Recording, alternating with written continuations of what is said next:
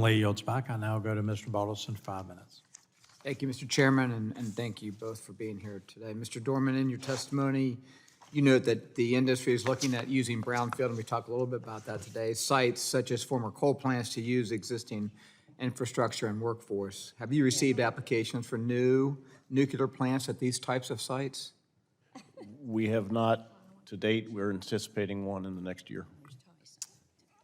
Can you expand on how the NRC would leverage existing data about the sites to speed up any environmental reviews? So the use of existing data is going to depend a little bit on the currency of the data and the methods used, but we would use any information that the licensee or the applicant provided from the historic characterization to gain efficiencies in our review. Okay, thank you. That's what we'd like to hear.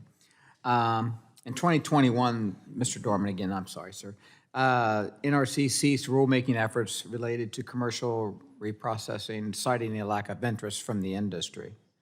However, since that decision, there have been a number of private sector entities that have emerged with plans to pursue commercial reprocessing at various scales.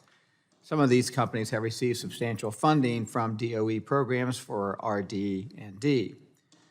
Mr. Dorman, can you discuss what the NRC is doing to prepare for reviewing applications from such entities?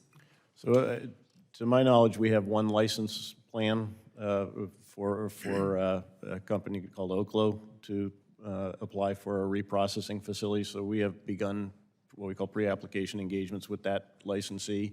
We also, going back 15 years, we had 3 letters of intent for reprocessing facilities that the applications never materialized, but we did considerable work at that time to prepare for those. So we're refreshing on that as we get ready to potentially get another application for reprocessing. Okay, thank you.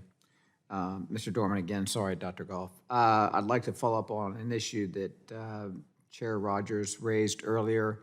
During last month's hearing with the NRC commissioners, Commissioner Capito noted the need for enhanced performance indicators so the commission and the public can track the duration and status for licensing reviews.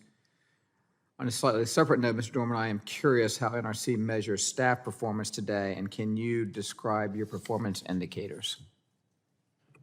Yes, sir. I talked a little bit about it earlier. When the staff gets a license application in, when we've determined that it's appropriate for docketing, we look at the issues raised in the application, establish a review schedule and a level of staff effort associated with that review.